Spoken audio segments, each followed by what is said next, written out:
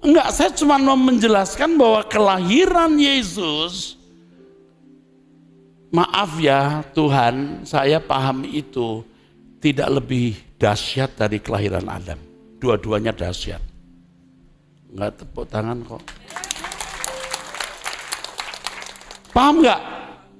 Enggak kalah dahsyatnya kelahiran Adam. Supaya Anda tahu fungsi manusia ini untuk apa Adam. Maksud saya fungsi manusia pertama ini untuk apa? Maka Yesus dibuat serupa dengan atau mirip dengan saudara-saudaranya. Tetapi di Konsili Nisea dibuat rumusan Yesus satu hakikat dengan Allah. Nah, ya udah, sampai hari ini orang terus yakin bahwa dia sejajar dengan Allah. Dan itu yang saya tidak terima dan tidak percaya. Tapi yang kita hadapi dunia yang sudah terlanjur. Tapi saya punya pengikut saudara paling tidak.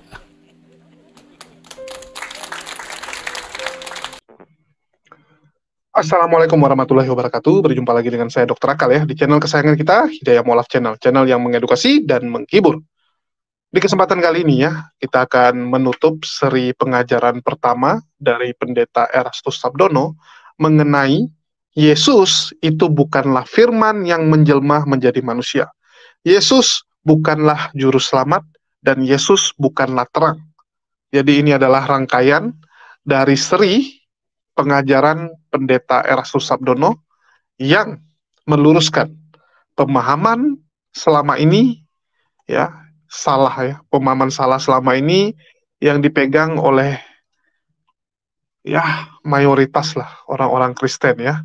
Jadi di sini kita melanjutkan seri terakhir sebagai penutup ya, bisa dikatakan seri ini sebagai penutup masalah Yesus itu bukan firman, tetapi fokus kali ini adalah Yesus itu setara atau sama dengan Adam ya. Jadi menurut Pendeta Erastus, Adam dan Yesus itu setara. Jadi jangan ada yang berpikiran bahwa wah Yesus itu setara dengan Allah, enggak. Ya, Yesus itu tidak pernah setara dengan Allah.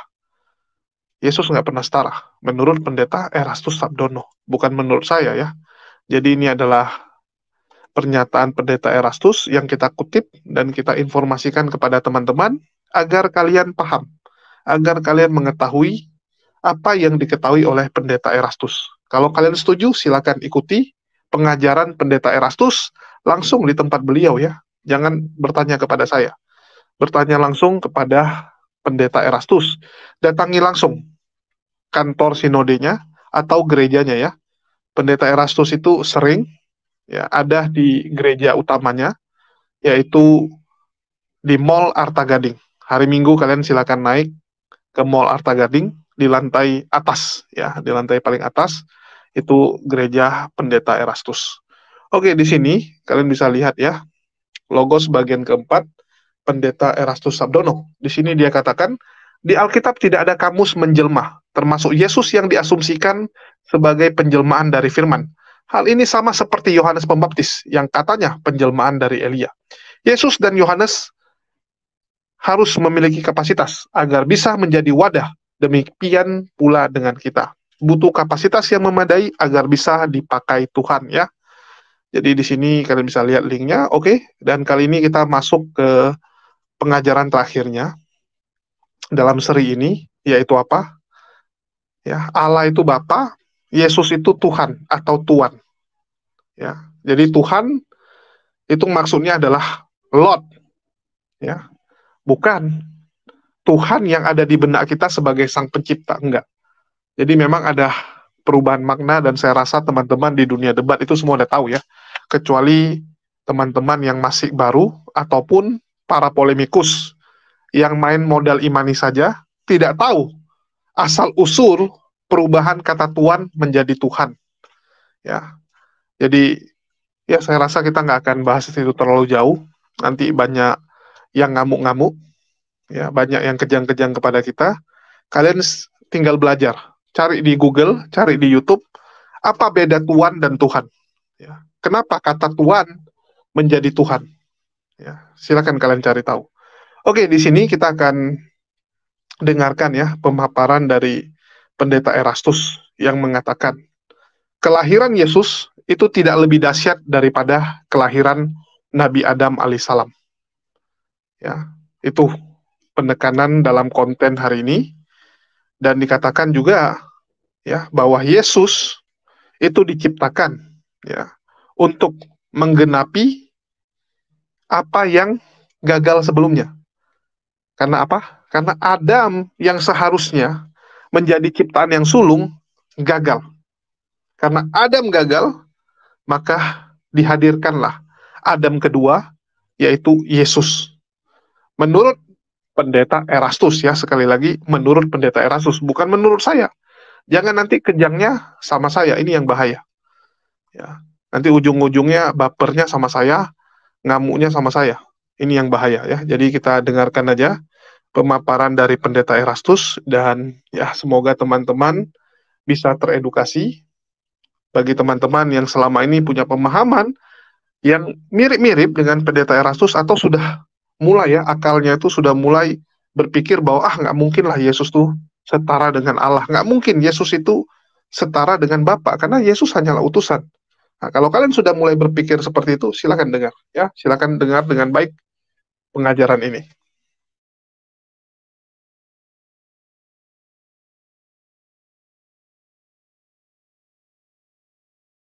Mungkin agak kurang enak didengar, tetapi tidak bisa dihindari, saudara ya. Adam, Yesus,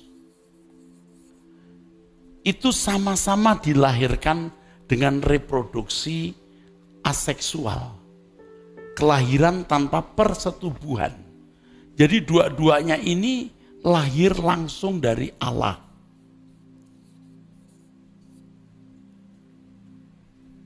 Dua-duanya langsung dari Allah. Ini menjadi yang sulung. Artinya dia yang dilahirkan pertama. Ini nanti dulu ya, sorry ya. Ini menjadi yang sulung. Karena kalau ini sukses, ini tidak perlu ada. Nah, menjadi yang sulung itu yang pertama dia langsung dilahirkan oleh Allah. Yang berikutnya mesti dia mencapai gambar dan rupa Allah. Gambar dan rupa.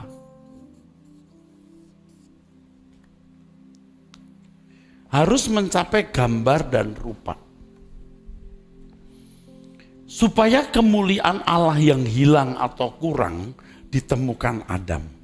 Dan jika Adam lulus mencapai gambar dan rupa Allah, seluruh keturunannya terbawa, maka dia menjadi penggubah, author, composer. Jelas enggak? Amin.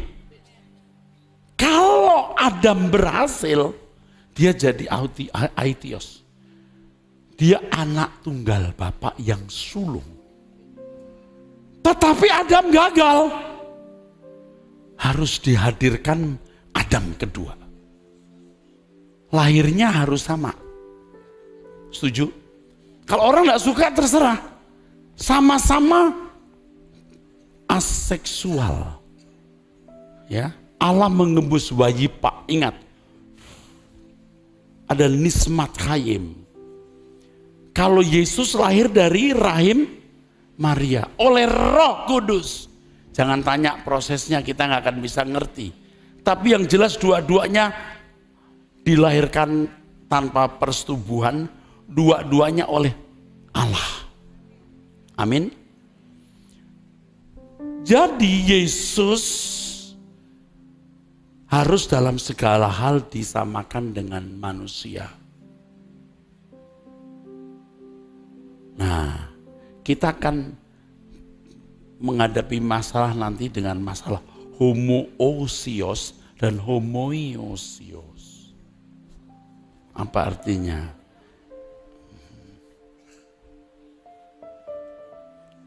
Dalam segala hal ia disamakan dengan saudara-saudaranya. Homoio, serupa. Tetapi di konsili Nisea dibuat homoousios. Yesus itu satu hakikat dengan Allah. Di Alkitab tidak ada. Yang ada manusia serupa, maksudnya Yesus serupa dengan saudara-saudaranya. Anda ngerti saya ngomong apa? Pak, ini sudah malam, jangan bicara yang lebih pusing. Enggak, saya cuma mau menjelaskan bahwa kelahiran Yesus, maaf ya Tuhan, saya paham itu tidak lebih dahsyat dari kelahiran Adam. Dua-duanya dahsyat. Enggak, tepuk tangan kok. Paham enggak? Enggak kalah dahsyatnya kelahiran Adam. Supaya Anda tahu fungsi manusia ini untuk apa Adam. Maksud saya fungsi manusia pertama ini untuk apa? Maka Yesus dibuat serupa dengan atau mirip dengan saudara-saudaranya. Tetapi di konsili Nisea dibuat rumusan Yesus satu hakikat dengan Allah. Ya udah, sampai hari ini orang terus yakin bahwa dia sejajar dengan Allah. Dan itu yang saya tidak terima dan tidak percaya. Tapi yang kita hadapi dunia yang sudah terlanjur. Tapi saya punya pengikut saudara paling tidak. Tadi ada yang SMS saya, gembala GSKI. Saya dan istri dan jemaat kami di belakang Pak Eras. Terima kasih. Kayak mau berkelahi aja. Jadi dahsyat kelahiran Adam itu dahsyat. Tragis loh, Adam ini gagal jadi yang sulung. Akhirnya Yesus harus dihadirkan. Dikatakan dia Adam terakhir. Kalau Yesus gagal gimana Pak? Jangan berandai-andai. Kalau Anda tanya saya bagaimana kalau Yesus gagal, saya pun nggak bisa jawab. Saya nggak bisa jawab saudara sekalian kalau saudara tanya itu. Itu yang saya paling nggak bisa.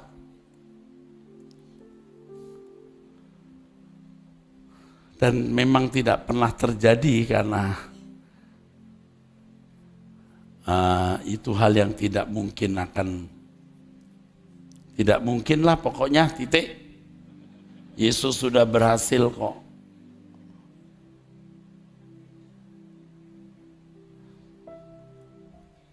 Jadi saudara-saudara, Ibrani 2 ayat 17 dibaca dulu saja deh. Ya. Saudara sudah capek ngantuk? Asal Pak Eras nggak mumet. Oke, ayo dibaca. Ibrani pasal 2 ayat yang ke-17. Ya. Itulah sebabnya maka dalam segala hal ia harus disamakan dengan saudara-saudaranya. Supaya ia menjadi imam besar yang menaruh belas kasihan dan yang setia kepada Allah untuk mendamaikan dosa seluruh bangsa. Kata pantatois adelphois homoitenai. Di situ ada kata homoitenai,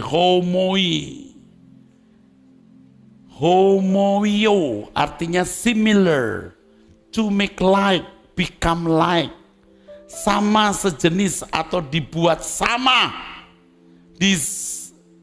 disamakan dengan saudara-saudaranya itu homoitenai, dari kata homoio. Tapi nanti kemudian para teolog ngotot mengusahakan bagaimana Yesus dapat dipandang atau diasumsikan sebagai satu hakikat dengan Allah, lalu muncul homoousios. Homoousios, bukan homoi. Waduh, beda satu kata, kacau dunia.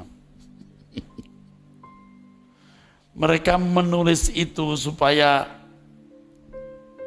Yesus bisa disetarakan dengan Allah? Saudara, supaya tidak kecewa ya. Ada yang tanya saya, Pak, Bapak, ini terakhir ya, Bapak dan Yesus satu Pak, berarti dia juga Allah. Begini bro, begini itu di dalam Yohanes 10 ayat 30 ya. Coba baca dulu. Nih saya beri sedikit input, tapi nanti akan saya jelaskan. Hal-hal yang tadi sepotong-sepotong itu Pak, nanti jadi satu tema. Serius, baca coba. Yohanes 10 ayat 30, aku dan Bapa adalah satu. Coba, nih saya kasih tahu. Ini ayat jagoan ini yang sering dipakai untuk membuat Yesus setara dengan Bapa. Begini. Coba baca ayat sebelumnya dari ayat 1. Soal gembala. Betul nggak? Ya. Yohanes pasal 10 ayat yang pertama. Bentar Pak, nggak usah Pak. Coba dibaca ayat sebelum ayat 10 yang tidak ada orang bisa ambil domba dari tanganku dan juga nggak bisa diambil dari Bapak. Bapak dan saya satu. Satu sebagai gembala. Bapak gembala yang baik, Yesus yang melaksanakannya. Satu. Terus di kalimat sebelumnya yang nggak ada yang bisa ngambil itu. Baca Pak. Yohanes 10 ayat 29. Ya dengerin. Bapakku yang memberikan mereka kepadaku. Bapak yang memberikan padaku. Karena punya Bapak. Amin. Bapak gembalanya tapi diberikan padaku. Terus. Lebih besar daripada siapapun. Ya. Dan seorang pun tidak dapat merebut mereka dari tangan Bapa. Tidak ada yang bisa ngambil dari tangan Bapak. Terus. Aku dan Bapa adalah satu. Itu maksudnya. Urusan gembala nggak ada yang bisa ngambil dari tangan Bapak. Juga nggak bisa ambil dari tangan Yesus. Karena satu. Loh kok bisa itu satu tuh satunya sama. Dulu kita begitu ya. Ngerti nggak? Dulu saya juga begitu. Ini satu, ini sama. Yesus adalah Allah. Satu. Lihat konteksnya.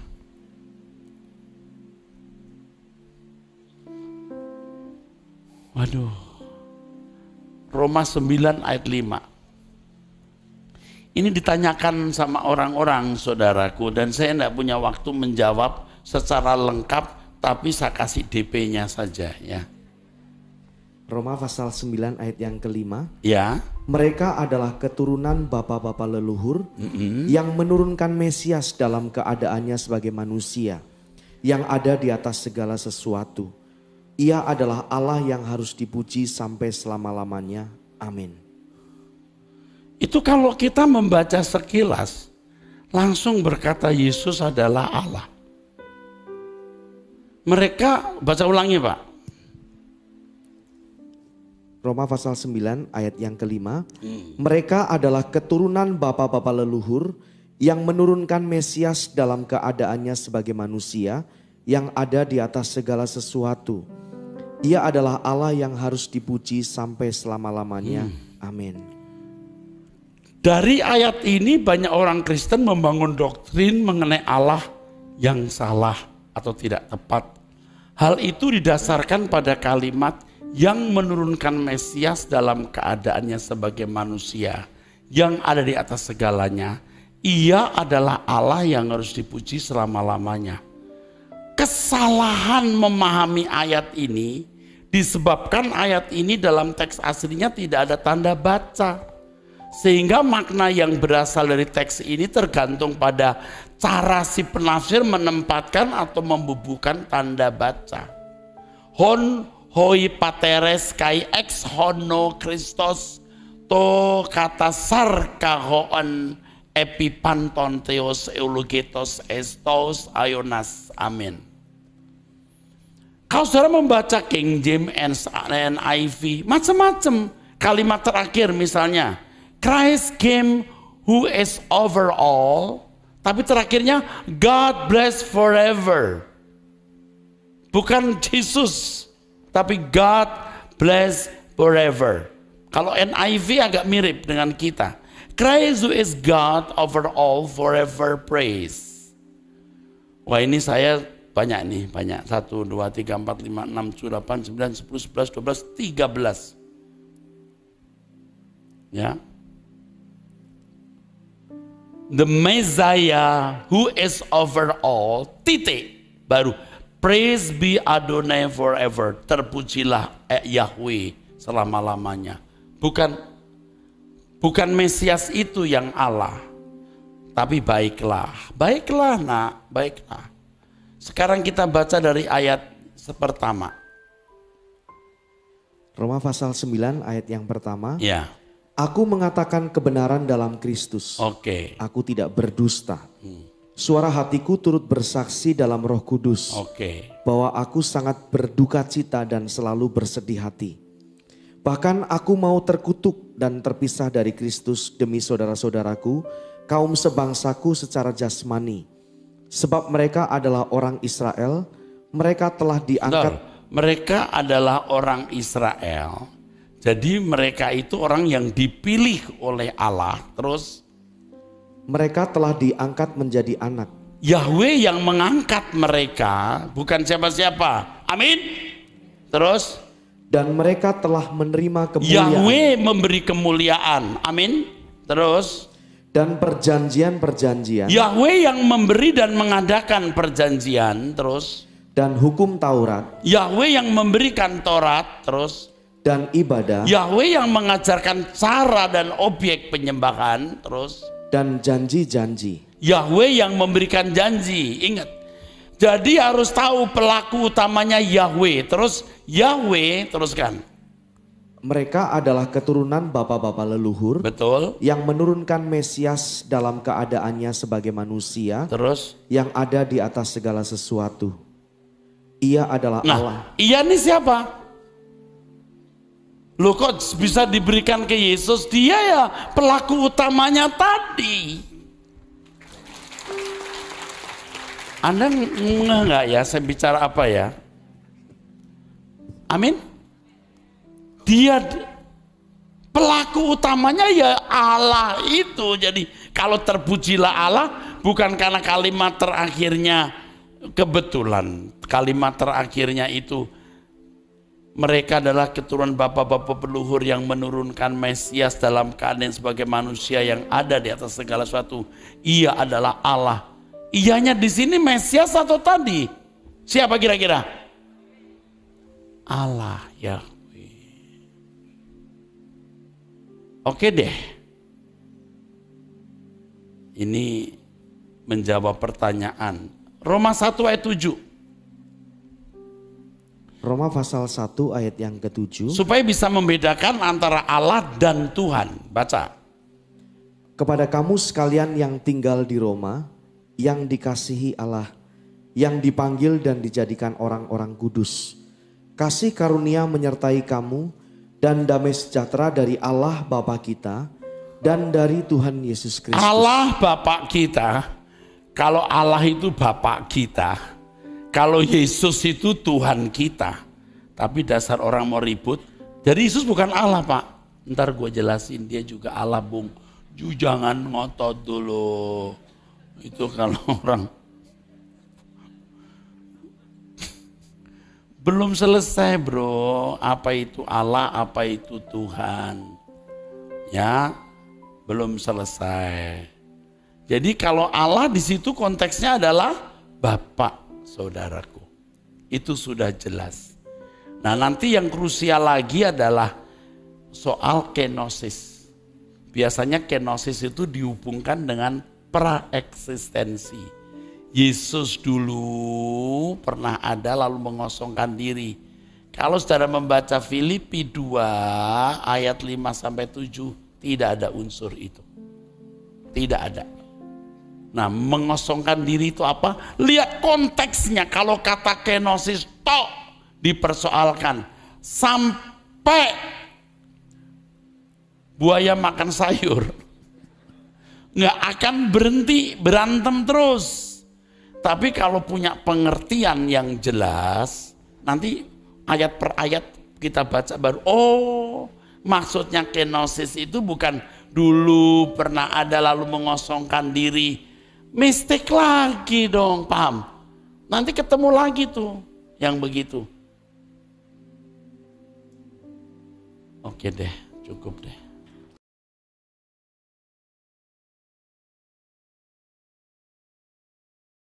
Ya, teman-teman sudah dengar ya. Jadi bukan dari saya yang ngomong, ini dari Pendeta Erastus Sabdono. Jangan nanti ngamuknya ke saya. Itu yang perlu saya pertegas, karena banyak sekali yang kejang-kejang, yang ngamuk-ngamuknya itu nggak tepat sasaran.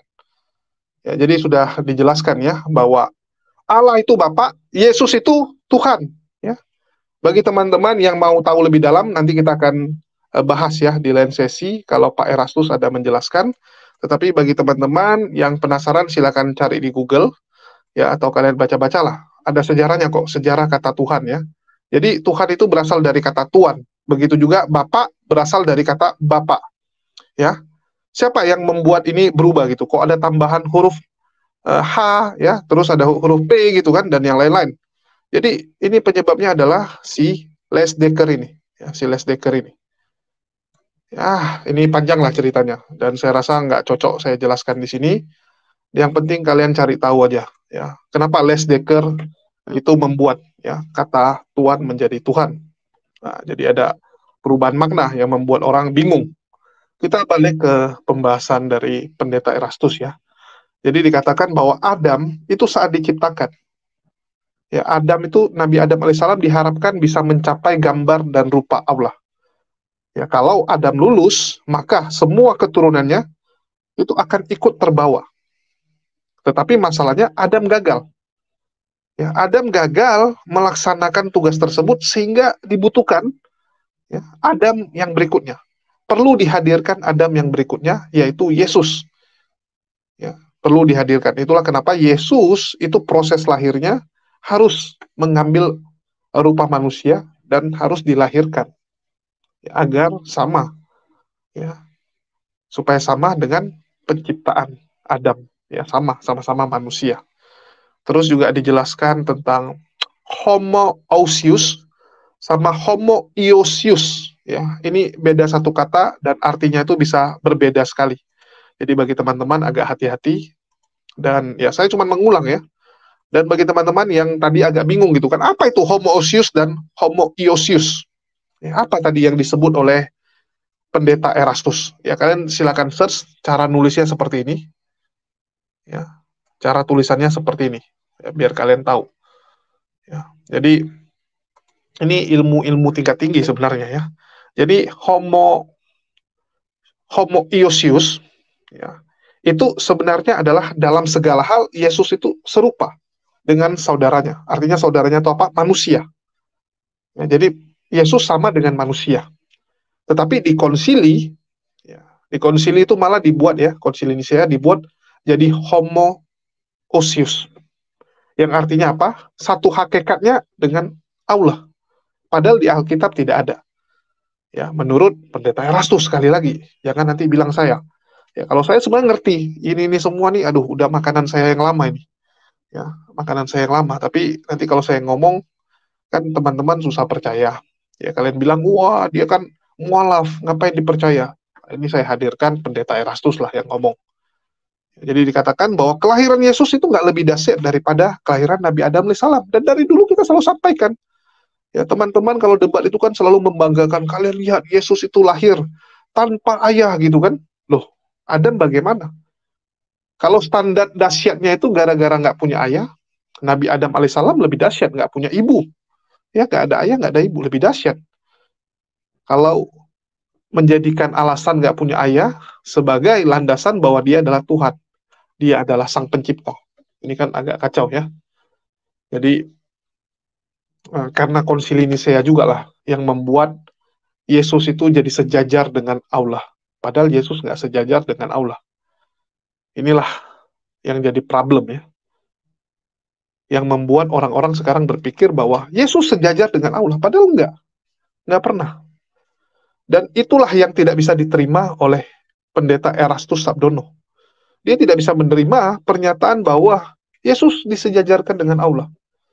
Dan itu sedang ya dibantah oleh Erastus lewat pengajarannya, dan untung saja murid-muridnya semua juga udah mulai ngerti ya. Kita bisa lihat pengikut-pengikutnya sudah mulai banyak, dan pengikut-pengikutnya setuju dengan apa yang disampaikan oleh Erastus.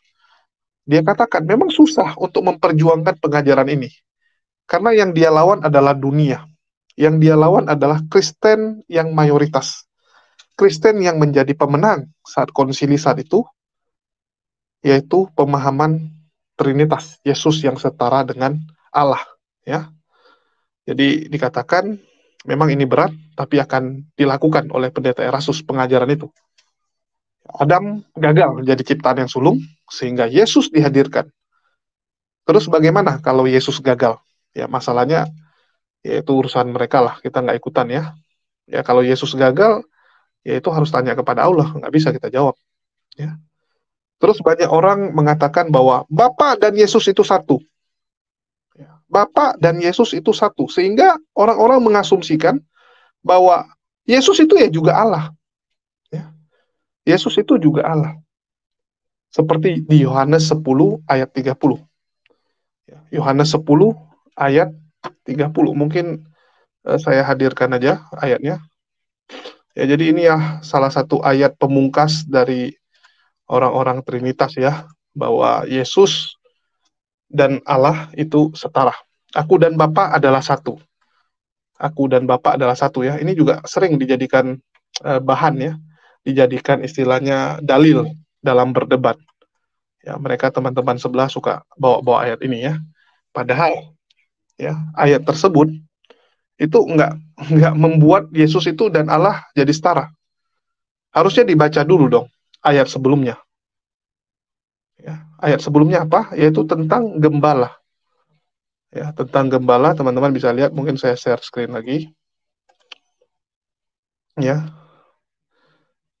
Jadi kalian bisa lihat, ini tinta merah.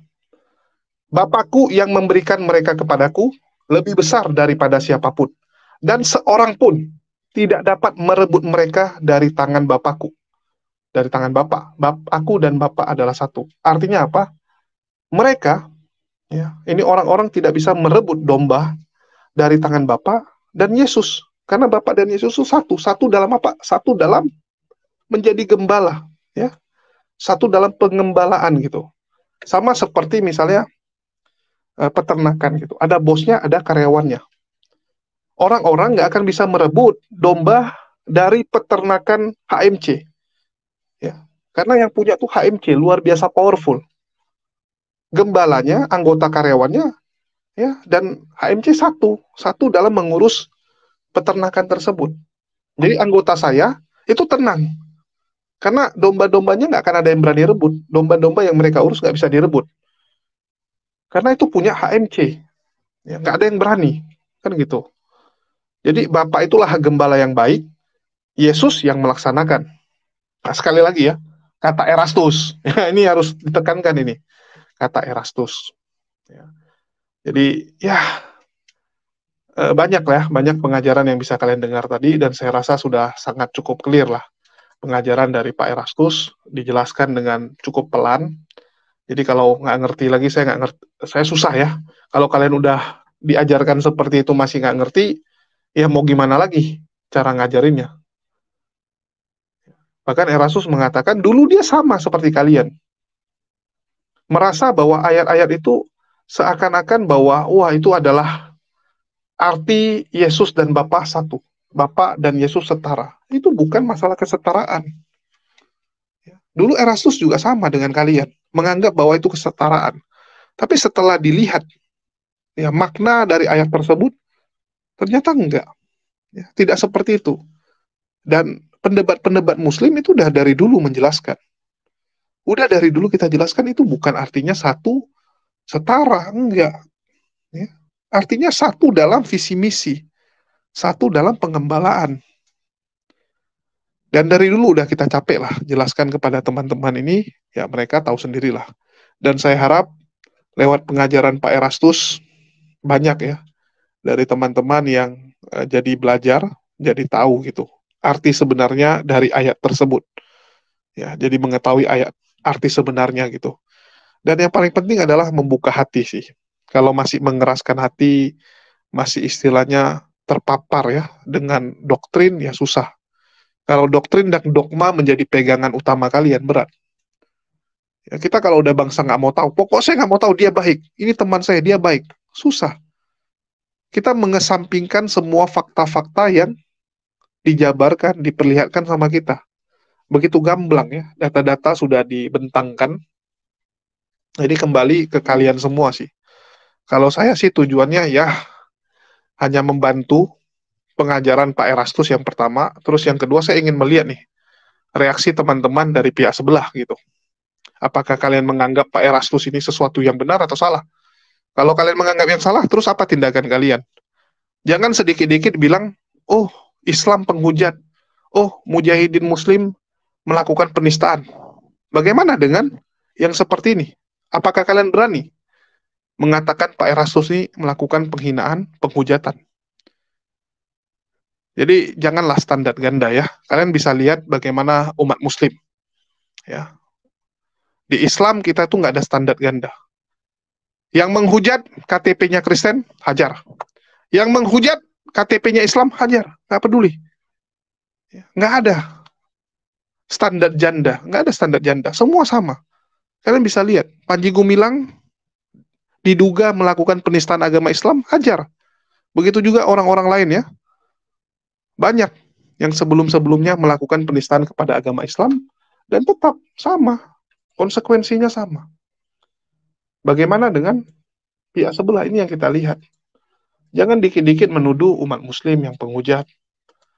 Ya. Hanya gara-gara mengatakan Yesus bukanlah Bapa, bukanlah Allah. Ya. Itu yang selalu kita sampaikan kan di dalam debat. Kita katakan bahwa Yesus bukanlah Allah. Terus dikatakan kalian menghujat Yesus. Ya, kalian merendahkan Yesus, menganggap Yesus hanyalah utusan. Itu penistaan gitu kan. Al-Quran kalian mengatakan Yesus bukanlah Allah. Itu penistaan, bla bla bla sebagainya. Bagaimana dengan pendeta Erastus? Berani nggak? Ya, saya nunggu orang-orang kayak Sofiatul yang selalu sok-sok teriak gitu kan. Terus juga ada pendeta Muriwali gitu kan, yang selalu merasa dirinya yang benar. Berani nggak? Ya, berani nggak untuk mengkritisi pendeta Erastus langsung, bukan cuman berbalas pantun. Kalau selama ini kan kita lihat cuman berani balas pantun. Nanti nangkapi videonya.